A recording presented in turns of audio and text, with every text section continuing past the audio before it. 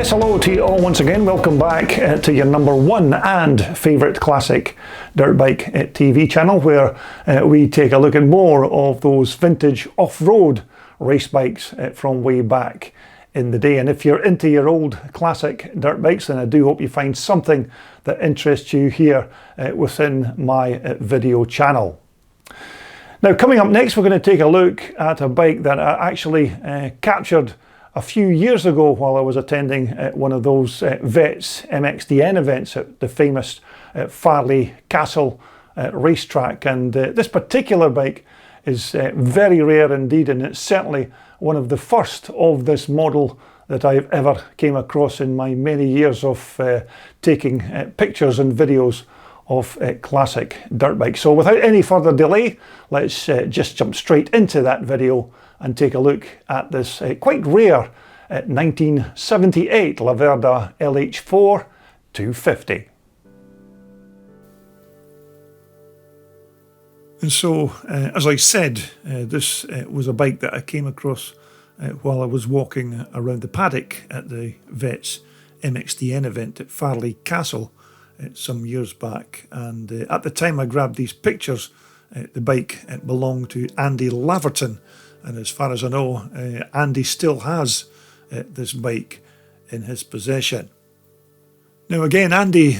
told me that the first time he saw this bike was when it was advertised for sale from a vendor in Holland. And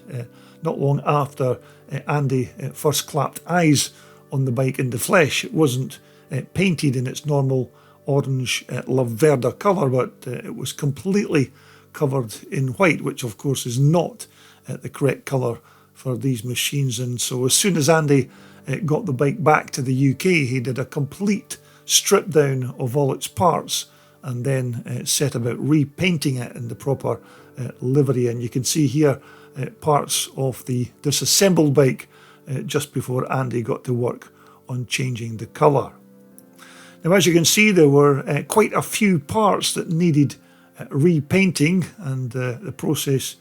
took Andy quite some time, but eventually he got everything back together, and of course now in the correct colour for a 1978 LH250. Now, the Italian Laverda motorcycle company are more well known for manufacturing road-going motorcycles, and if you're of a certain age, you may remember those big Laverda triple 1000cc Jota bikes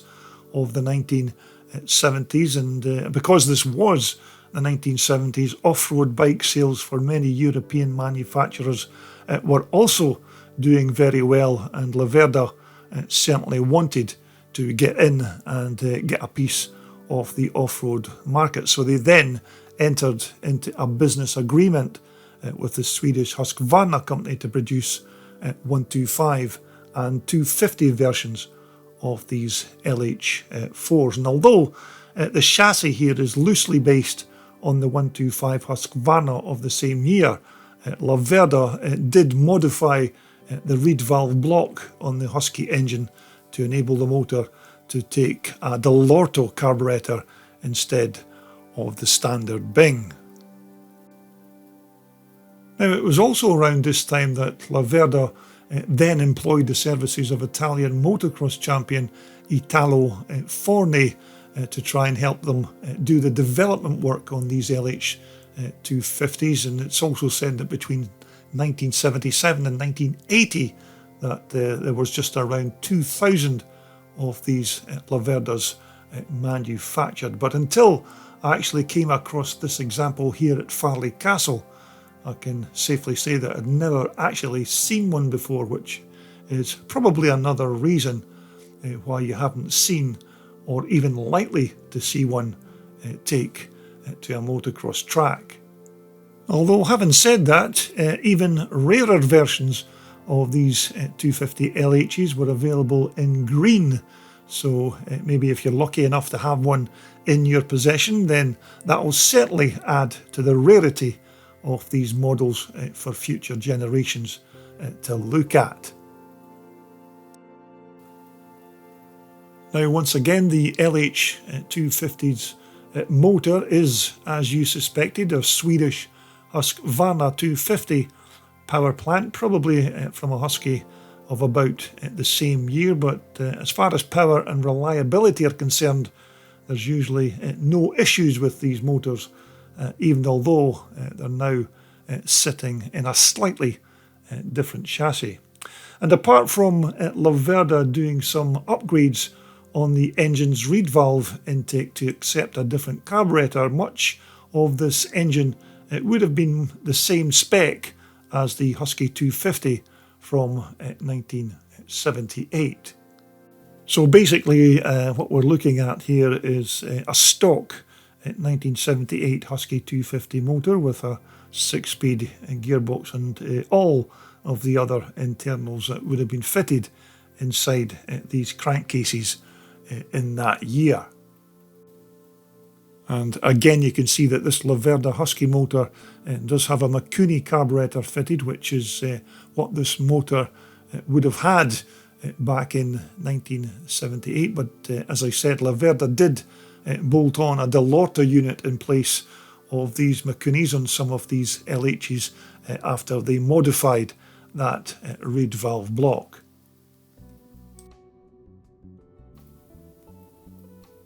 Now, once again, the motor's exhaust expansion chamber isn't, as you'd expect, a Husky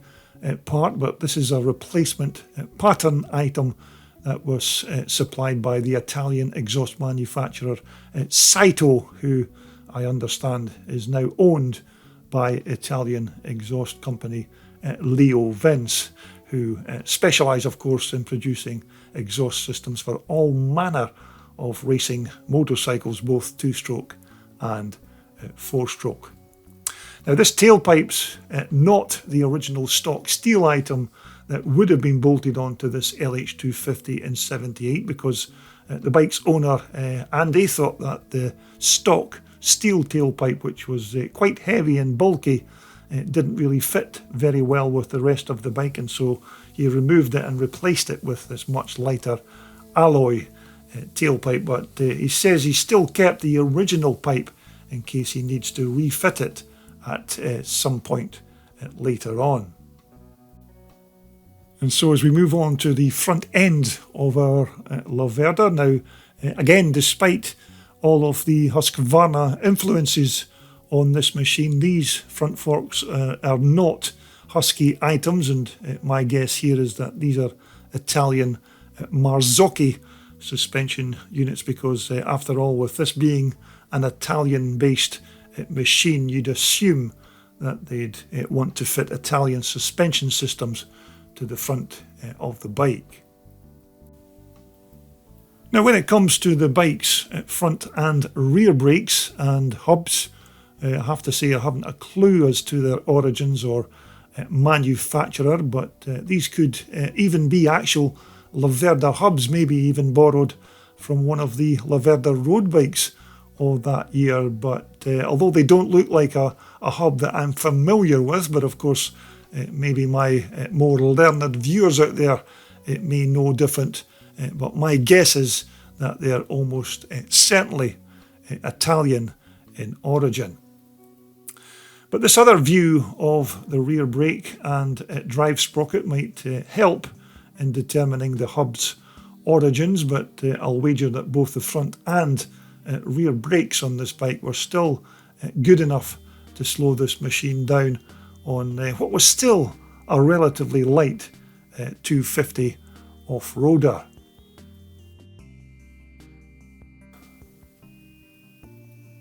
Now again, some of the other parts on this LH4 that were refurbished during its rebuild were these Italian-made Corti Cosso shocks, and these were completely stripped and rebuilt, and the springs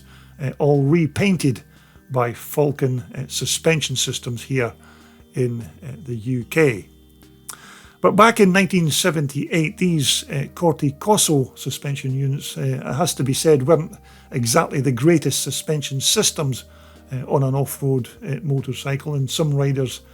even commented at that time that these were only good enough to hold up the back of the bike while it was sitting on the showroom floor, but as you'd expect, this was supposed to be an Italian machine, so naturally they wanted to fit Italian suspension systems onto their new creation. Now, once again, the bike's fuel tank is another bit of a mystery, although once again it could even be another Husqvarna part, but it's quite hard to actually identify it under all that brand new orange Laverda paintwork, although the chances are that this fuel cell would probably have held more than enough pre-mixed gas to keep that 250 Husky engine fed with fuel on even the longest of motocross race motos. Now, once more, the seat on our LH4 was completely refurbished, as you'd expect, during the rebuild, and this original Laverda seat cover is a brand new old stock original part that the bike's owner Andy managed to source from a seller in Belgium of all places, but it certainly looks comfortable enough and appears to have enough padding underneath it to help and soak up the bumps and also maybe help make up for the lack of movement from those Corticoso rear suspension shocks. Now, these side panels that are fitted onto the bike again are new old stock replacement parts, which were also sourced from that seat cover supplier in Belgium. And if you look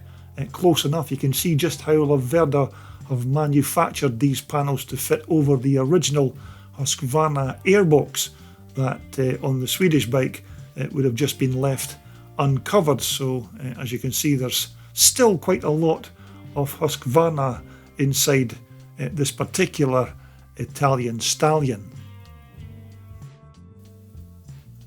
And so as we get to the bike's controls department, we have the standard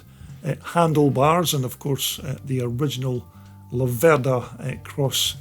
bar pad fitted there as well. And the levers and the rubber covers are without doubt Magura items, but that gasser throttle will probably be an Italian Tomaselli part, because Tomaselli did manufacture thousands of these kind of smaller items for many Italian-based motorcycles during the 1960s and 1970s.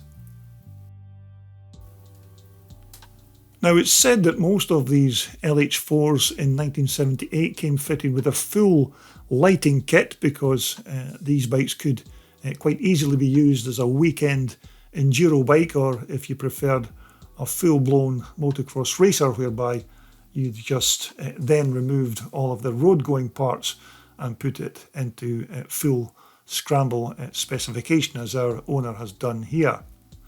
But as it could also be used on the road as well, it had to have a functioning horn to comply with all of the local road laws of the day. Now, on the day that I took these pictures, the bike's owner, Andy Lavertons, had every intention to race this bike at the Farley Castle event, and you can see Andy here in the lineup waiting for scrutineering prior to the bike racing. Although such was the interest in Andy's machine on the day, he was constantly inundated with curious bypassers who just wanted to know more about this quite unusual machine that Andy never really got to take part in the race weekend, but he was more than happy to continue to display and answer any questions about his recently rebuilt bike. And even although this may not be a completely authentically designed and built Italian motorcycle, it's still a quite rare item, and as I said, this for me was my very first encounter with a 1978 LH4 Laverda 250. Well, there you have it, a quite rare machine from 1978, that Laverda LH4 250, as I said, loosely based on the 250 Husqvarna bike of its day, but certainly a very rare machine, and one of the first of these Laverdas that I've ever come across during my video travels. So coming up next, we're going to take a look at another CCM machine. Now, this particular bike here is not a fully original Alan Clues CCM, but it's another one of those quite nice reproduction bikes. So we're going to take a look at this particular CCM when we return back to Classic Dirt Bike TV. But until then, of course, everybody out there, just keep continuing to enjoy yourself riding those old vintage dirt bikes, but of course stay safe and well at the same time, and hope to see you back here again very soon so we can talk about more of these old school types of motocross bikes right here on your #1 and favourite CDB TV.